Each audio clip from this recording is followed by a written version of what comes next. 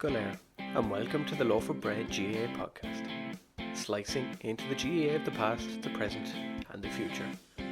Join me, Jason Keelan, as we cut into the largest loaf of bread known to mankind. This is loaf number 1, slice number 1. And to begin with, this one is simply entitled as Páidí. Lanami Jaraik.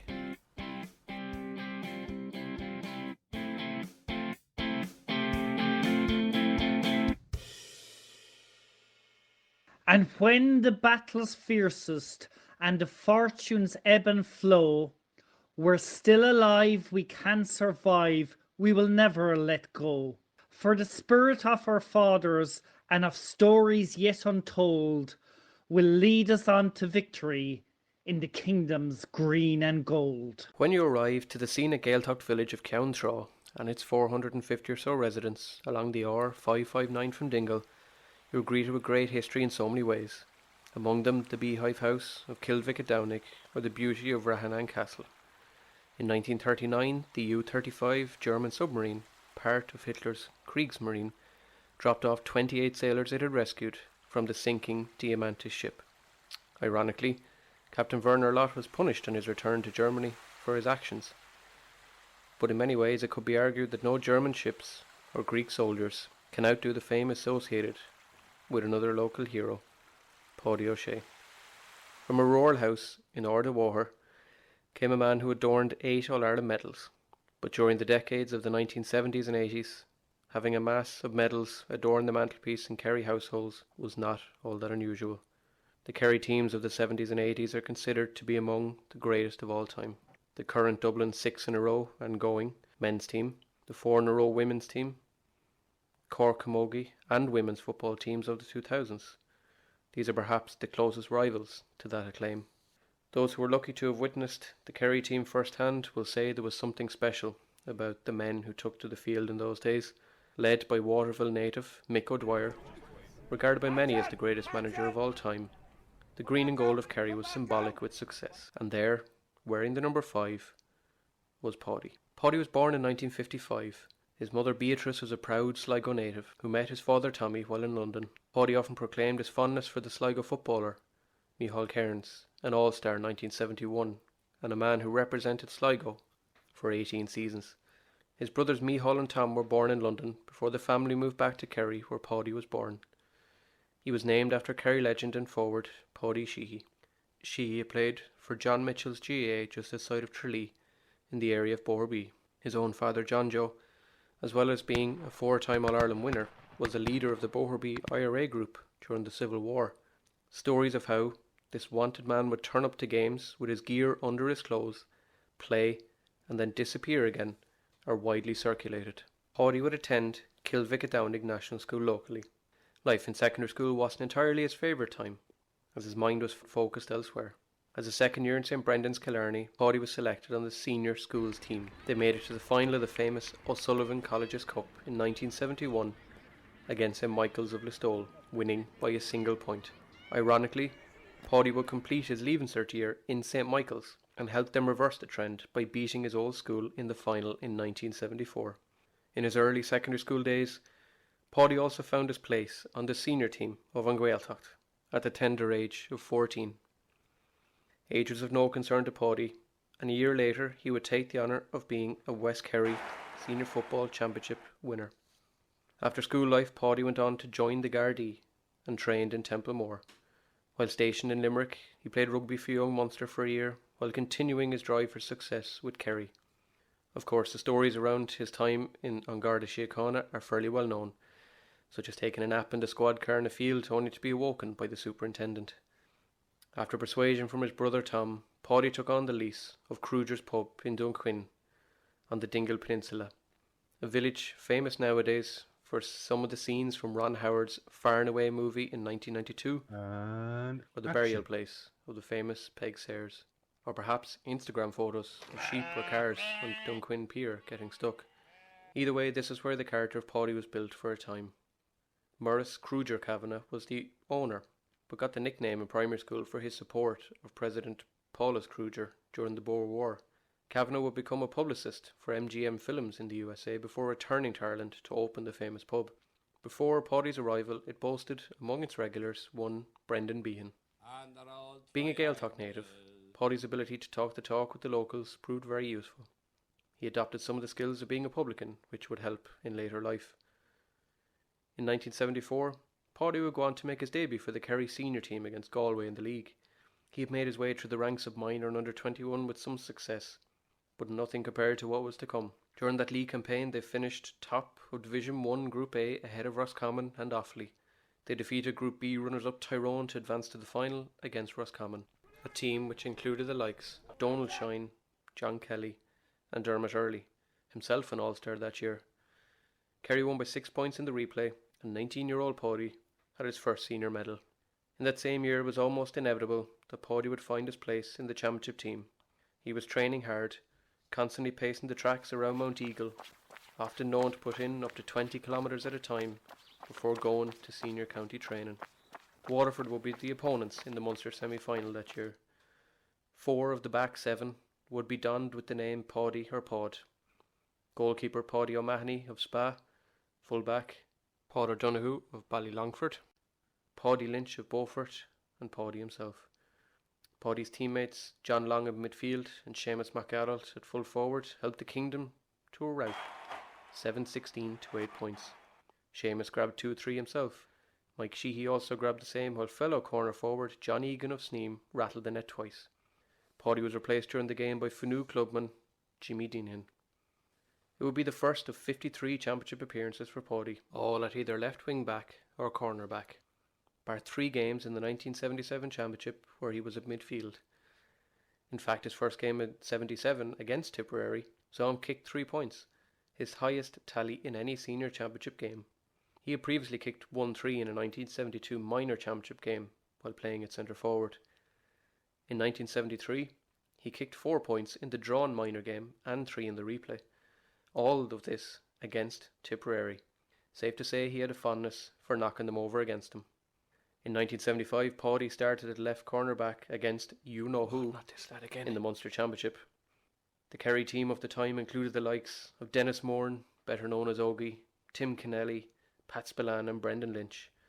But it would be the Munster final against Cork that is perhaps the most played moment from the 1975 Championship. A ball is played into Nemo Rangers man Dinny Allen. As ever, stuck to him like glue is Páidí. Referee Brendan Cross from Limerick blows for a free against Páidí's rough tackling just as Allen's elbow catches Páidí in the face. The next thing the cameras pick up is 2 men falling to the ground.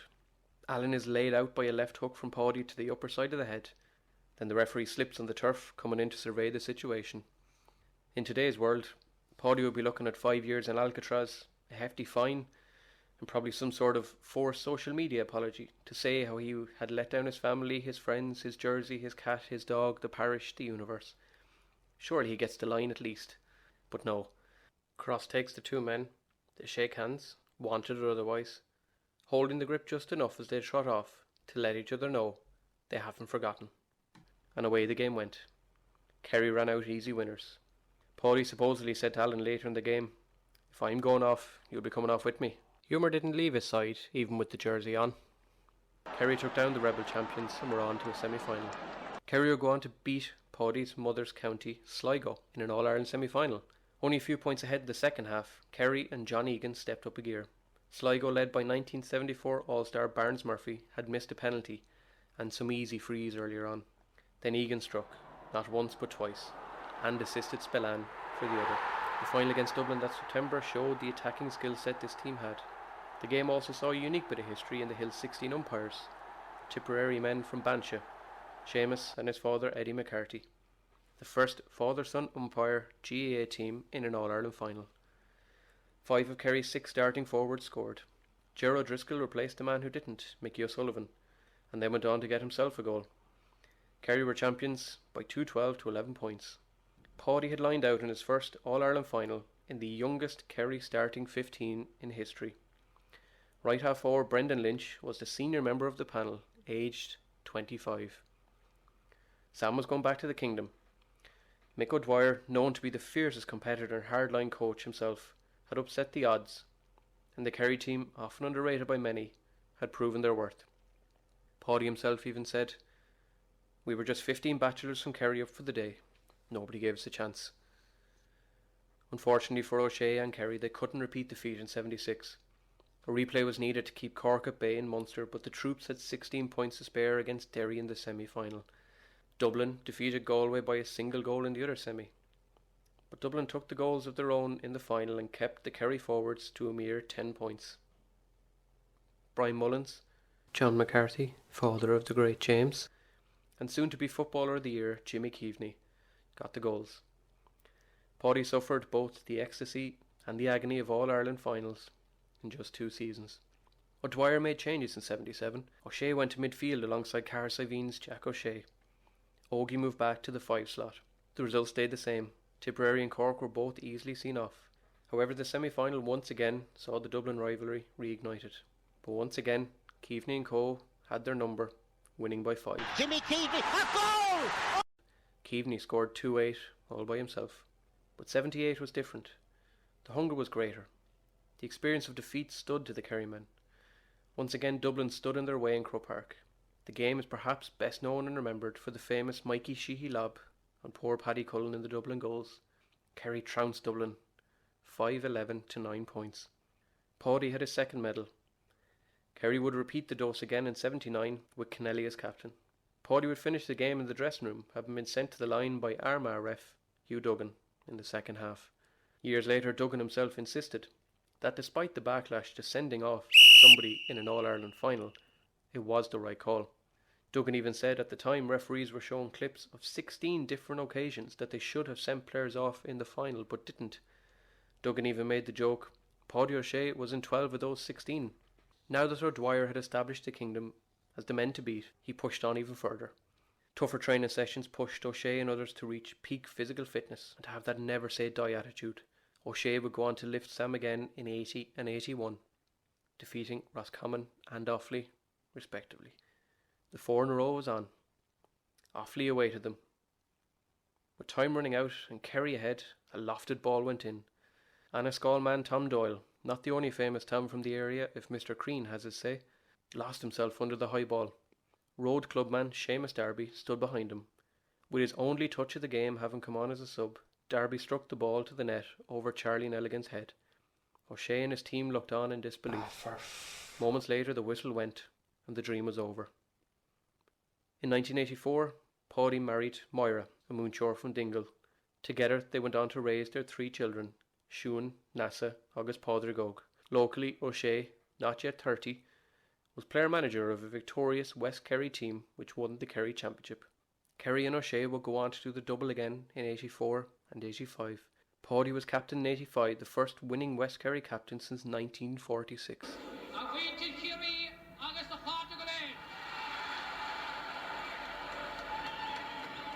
He earned his 5th straight All-Star and had the honour of bringing Sam to Kerry on the orange Éireann Road Éireann train. Among the young faces in their traditional visit to the local school was Dara O'Shea, his nephew. Nephews Dara, Mark and Tomas would go on to build the O'Shea name, with a total of 257 championship appearances between them. In 1986, Kerry claimed All-Ireland number 30. For O'Shea, it was Celtic Cross number 8, a record-breaking tally at the time. To go with it, 10 All-Ireland final appearances, giving up but a single point to his markers from play. A journalist once described being asked to play on Páidí as being posted to the Russian front. Nothing good was going to happen you there. But this would also be Páidí's last All-Ireland medal in the green and gold. He just didn't know it yet.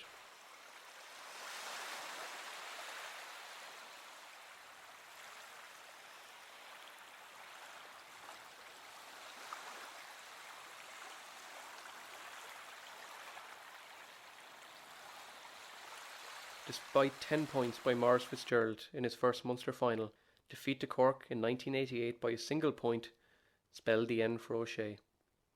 He had been dropped for the game by Micko, replaced by Pat's brother Mick Spillane at corner back. After the game he was dropped from the team, causing a rift between himself and O'Dwyer that would last for several years. Despite the torture of the events with the county team, O'Shea didn't settle and went on to win the Kerry League title with An Gaeltacht that year, giving some shine to a turbulent time. Now no longer part of the Kerry team, O'Shea continued in his trade as a publican. He had opened Páidí O'Shea's pub across from the home place on Ard Water in 1985 to much fanfare. How many people can say that the then Taoiseach, Charles Haughey, arrived by helicopter to their opening? But that was Páidí. He had the charisma, the flair for the football, and the flair for the people. The pub would become an iconic landmark in West Kerry, and indeed the country and beyond. Dolly Parton was the recipient of one of Páidí's jerseys. Tom Cruise, Ron Howard and associates were visitors during their stay of filming of Far and Away. Nephew Tomas even tells the story of how Hollywood star Martin Sheen arrived, a man Páidí was not too familiar with. Within moments of the revelation of the esteem of the man in question, Páidí was soon chatting to his new best friend. He had a way with words. He even got away with saying to Sheen, himself a recovering alcoholic, "You'll have one." Páidí's successes in the pub business were in stark contrast to the expectant Kerry football team. With no All-Ireland since '86 and struggling by their major standards, Páidí was installed as manager of the senior footballers in late 1995. Kerry had succumbed to Cork and Munster yet again that year and were in search of their 8th title in 10 years when they came up against O'Shea and Kerry in '96. With nephew Dara in midfield alongside the talismanic Seamus Moynihan of Glenflesk, they had overpowered Cork 14 points to 11. Unfortunately for O'Shea, Mayo would halt their progress that August, winning 2-13 to 110 in the All-Ireland semi-final. But revenge would be sweet a year later as 9 points by Maurice Fitzgerald helped Kerry win back Sam. The emotion in Páidí after the game during the interviews is all you need to know about the man and his unwavering love for his county and the Cadge. And then it was 98. After a third Munster title in a row, O'Shea came up in the All-Ireland semi-final against Kildare and Mick O'Dwyer. Despite their lack of success, Micko had changed Kildare. On the path to the semi-final, they had beaten the two previous All-Ireland winners in Meath and Dublin. It was a day to forget for Páidí and Kerry. They didn't score for more than half an hour between both halves, while the likes of Brian Lacey in defence and renowned horse trainer William McCreary at midfield did the damage for Kildare. Micko's son Carl, having played for Kerry but now in the lily-white shirt, kicked 3 scores also. Páidí was having a mixed time. There were even arguments over whether he should be calling former Dublin stalwart Vinnie Murphy to the panel. Murphy, having been dropped by the Dubs, was now plying his trade with Kieran O'Rahilly's in the Kingdom and earning much respect. The final defeat of the millennium saw Kerry outclassed by Cork in Munster, despite on Gaeltach's Aidan McGarrell's 2 goals. By 2000, Tomas O'Shea donned the 5 shirt for the 3rd season under his uncle's management, and Dara continued to be a key part of the midfield. The opening of the 21st century saw the Kingdom edge out Galway after an October replay by 17 points to 110, and Páidí had delivered again. But the form wasn't always there, and in 2001 Kerry suffered their biggest championship defeat under O'Shea, losing by 15 points to a Sean Boylan-inspired Meath team in the semi-finals. Hopes were high in 2002 that the team could get back to winning ways. Mark was now in the team also, and made his debut against Limerick and Munster. A draw against nearest rivals Cork in the semi-final led to a replay, but then tragedy struck. Days before the replay, Páidí's brother, Micheál, father of Mark, Dara and Tomas, died at his home in Ceann Trá. Debate raged over whether the game would go ahead. In the end, all 3 sons lined out for Kerry, while brother Páidí kept the line. Cork would go on to win by 3. However, for Páidí it was the first time in Kerry history that they would have a crack at the new backdoor system of qualifiers. The green and gold racked up a total of 940 in 3 games, before progressing past old foes Galway and Cork to set up a showdown against a rather unlikely unit, Joe Kernan and Armagh. Kernan had himself lost the 77 final, one of only 2 appearances in the finale for Armagh before that day. Despite O'Shea's men going ahead and leading, the unthinkable happened. Oisin McConville's burst through the defence led to a sea of orange celebration on Hill 16. Incredibly, Armagh managed to go ahead and hold Kerry at bay. Despite their monster scoring tallies in the previous games, Kerry just couldn't find a way past the likes of Endon Just to McNulty and the brick wall of Francie Bellew. Kerry went down by a point, and with it another defeat for O'Shea. The following year would prove even worse when a different Ulster outfit, Tyrone, held Kerry to a mere 6 points in the semi-final. One of the 6 points was scored by substitute Mark, his first championship score. The football season for Kerry had been somewhat overshadowed by comments made by Páidí about Kerry supporters during a trip to South Africa he was on. Despite attempting to clear the air through an interview with RT's Marty Morrissey, who was in South Africa at the time, Signs were starting to emerge that perhaps O'Shea and Kerry were no longer meant to be. In October, Páidí and Kerry came to an end in somewhat tense circumstances. As far as Páidí was concerned, his contract was up after the Tyrone game and discussions over whether to renew it were the main issue. However, a phone call from County Board Chairman Sean Walsh informed O'Shea he would not be considered for the job. Many were angered, upset, dismayed at the decision. Some not so much. Whatever the reasons, a man who has won 8 All-Irelands as a player and 2 managing the same county has to be worth some respect, more than what he was perhaps afforded at the time, regardless of any mistakes. Within a week, football chairman Dennis Coyne from Westmeath, a publican in Kinnegad, had O'Shea unveiled as Westmeath manager. Going from a team littered with more medals than hot dinners to a team with no previous senior men's success, O'Shea was facing something very different in the Midlands. I was at one of the opening games of Páidí's reign, a challenge game in Galway. He stood on the sideline, pondering, observing, less vocal than usual. Clearly a man assessing his options, perhaps wondering what the hell he was doing. Incredibly, he kept Westmeath in the top tier of the National League that year. A 216-210 home win over Mayo in the final round, enough to stay up ahead of Fermanagh and Longford on points difference. And then the championship. Westmeath, a team without a Leinster title, let alone an All-Ireland at that level. The county's men's teams had achieved success of various grades. All-Ireland Minor in 95 and Under-21 success in 99. Division 2 league titles in 2001 and 2003. But this is new territory for Páidí in the Lake County. The first test was Offaly in Croke Park on a May afternoon. A 1-point victory for the Westmeath men, aided by a fortuitous Brian Morley point that wasn't, and the first win over Offaly in more than half a century set up a quarter-final with the Dubs. The boys in blue hadn't won an All-Ireland since 1995, and were not the force they are today. Páidí had built a team which was an altered form of what was begun by his predecessor Luke Dempsey. Left and right-sided players such as Desi Dolan, Fergus Wilson, Brian Morley, Dennis Glennon and Alan Mangan led the forward line with pace and accuracy, aided by the immense height and catching skills of Rory O'Connell and Captain David O'Shaughnessy. A defence was built around the tight marking and speed of John Keane, Damien Gavin, Michael Ennis and James Davitt among others, and marshalled at the back by the giant boot of the passionate and slightly crazy Gary Connaughton, a man not unknown to score a kick out himself on the pitch with Athlone Town once upon a time, or to turn up to play a club match with no gloves. On the bench, Páidí could call on the likes of Joe Fallon, Shane Cleary and Gary Dolan for energy and a score. They say success at underage is usually a great sign for the senior level, but that isn't always the case.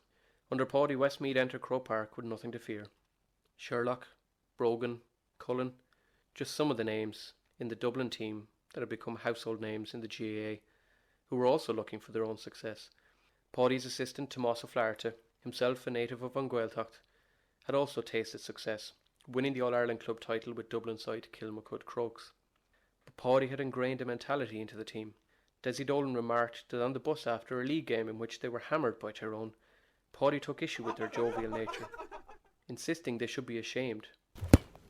And so to June 6th, Páidí versus the Dubs, in a different way. A Leinster quarter-final. A rampant Dublin under Tommy Lyons burst ahead and Westmeath struggled to keep pace. But despite their lead, Dublin came out with a different O'Shea side in the second half.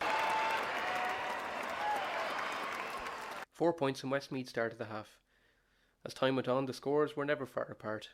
I remember myself, O'Shea down in front of me. You would have one eye in the game and one eye in him, such was his presence. If the game was won on vocal instructions from the sideline alone, Lyons was beaten before the throw-in. The decision by referee to leave Kieran Whelan on the pitch, despite his fairly blatant elbow on Westmeath's David Mitchell, only further hyped O'Shea and the Westmeath men. Then, having levelled through Gary Dolan, substitute Joe Fallon swung at the ball in injury time on his weaker side, and the county and O'Shea dared to dream a little. When Paul Conway knocked over another, there was nothing Dublin could do. O'Shea and Westmeath had done it. Wexford awaited them in the semi-final. It turned out to be somewhat of a battle between Desi Dolan and Matty Ford of Wexford, but O'Shea and Westmeath reached their promised land, a date in the Leinster final. With the county now at fever pitch, O'Shea took the men to Sligo, as was common, his mother's county. The beach and water up the N4 was a lesser journey than the beach and water millions of miles away, it seemed, in Ceann Trá. And so the date with the reigning Leinster champions Laois and Micco once again.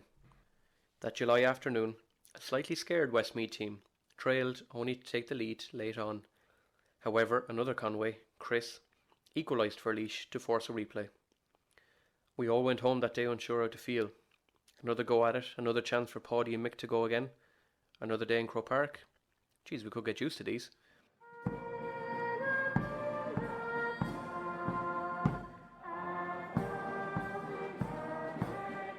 The replay. 12-6 ahead and cruising. Then disaster. A Laois fight back. Again, the tension in Páidí's demeanour is evident in his pacing up and down the sideline. Injury time arrives. The ball falls to Laois man Kevin Fitzpatrick. He's one-on-one with Gary Connaughton. A goal would level it. He blasts a shot. Our hearts stop for a moment. Across the goal and wide. Who knows what Páidí was thinking at that moment? What was Micko thinking? Thank Christ, Páidí was probably thinking. And that was it. Elation. Pitch invasion for dummies. What do we do? Run on?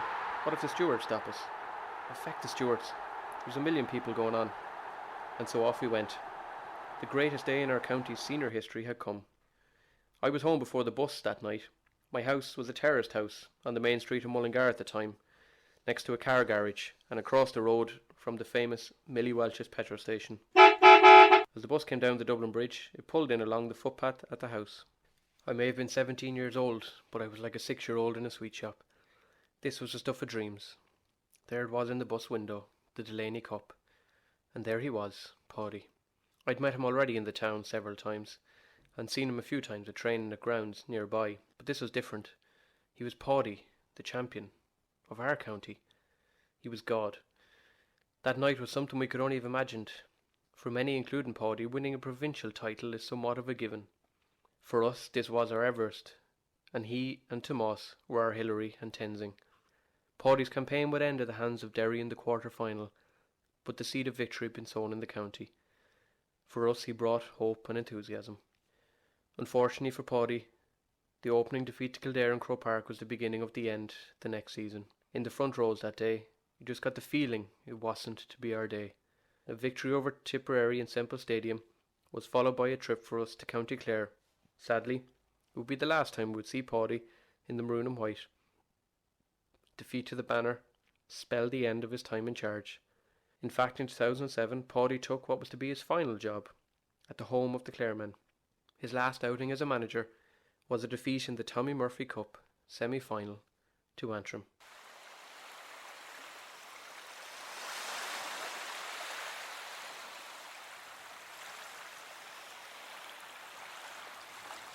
I'd been to Páidí O'Shea's pub before, when driving down through Kerry probably around 2011. Inside the door on the left-hand side was a large collage of his time at Westmeath. But the pub is like a museum of who's who, with local men in for a pint scattered among pictures of Taoiseach, A-list celebrities and GAA memorabilia to beat the band. It really showed you the influence the man had on every walk of life. One old college friend of mine had his birthday there a few years back. A Cork man himself, who was friends with Páidí. We had the crack in there. There's just something about the name on the pub alone that just says it's not going to be boring. But that friend told me recently that any time Páidí was in Dublin, he would contact him. Him, a student. He could have gone out for food with the Taoiseach, a musician, whoever. But more often than not, he called the people he held close to him, his family and friends. On December 15th, 2012, I got a phone call from my sister-in-law, who works in the GAA, to say Páidí had passed away. Sitting in Double Irish in St. Finian's College in Mullingar, when our principal came over the intercom to tell us what had happened in America on 9/11, I can tell you 3 Mead men were in front of me that day in the classroom. Alan Brown, Gavin Riley, Conor O'Keefe. It's like one of those where you were when Kennedy was shot moments for older people. I was in Dublin in my house when she rang and told me. I couldn't believe it. The man was 57. He was everything good about the GAA. Crack, passion, commitment, a storyteller. He couldn't be gone. There was hardly a person in the country who didn't know the name in some way. Páidí's funeral in Ceann Trá at Rally Katrina was an outpouring of grief from every walk of Irish life and beyond. Weeks after his death, his name was shown at the BBC Sports Personality of the Year Awards in the in memoriam list of sports stars the world had lost. A GAA player, a publican, a seanchaí, a Garda, piano player, an amateur. put alongside professional sports people. Surely he was a name that would not have been familiar to many in the audience that night, but one that many might soon have learned a little bit more about. And what would have been Páidí's 60th birthday, family, friends, teammates and many more came to the entrance to Ard the Water to watch Mick unveil a statue of the great man, a timely memorial to a great man, but also a reminder that sadly he is no longer here, a ferocious but compassionate man. At the unveiling, Páidí's daughter Nasa stands proudly with her new daughter Fia. She will learn of her grandfather's impact on the country and the GAA in time. Siún will go on to marry Kerry footballer Paul Ganey in 2018. Pádraig continues to keep the name alive on the field. In 2017 he lifted the Kerry Intermediate Championship title in a man of the match performance against Temple No by a single point. A huge feat considering they also conquered 3 All-Ireland club winners on the way to victory. Moyer still keeps the medals in the bag once used by Beatrice, who herself kept them for her son. An annual Comórtas Páidí O'Shea tournament takes place in Ceann Trá. What started small has now risen to a full-scale festival, with teams coming from near and far, California to Dubai and beyond. It is a fitting tradition to a man who would no doubt have found a place on the sideline to tell somebody to get tighter to their man. But for now we simply remember what he has brought to our game and our lives, his passion, his determination, his desire for everybody. One thing is for sure, had Páidí been around in 1939, you can be assured the Greeks and the German creators would have been welcomed with, "You'll have one." Coming up next time on the Loaf of Bread GAA podcast, I sit down and have a chat with the great man himself from 2004, Westmeath captain David O'Shaughnessy. We'll be talking to David about Páidí. I don't think you could compare him to anyone else. He was very, very unique in what he did. His time with Gary Castle and Westmeath, the celebrations, the fun, the crack, and we'll also talk about David's links to Galway GAA. See you then. I hope you've enjoyed this episode of the Loaf of Bread GAA podcast, slicing into the GAA. Find us on Spotify, iTunes, Anchor and Pocket Casts, on Instagram at Loaf of Bread GAA Pod, on Twitter at LoafPod, and on email loafofbreadpod@gmail.com. For any questions, queries, comments, feedback, or if you're interested in coming on yourself. It's Lonnie.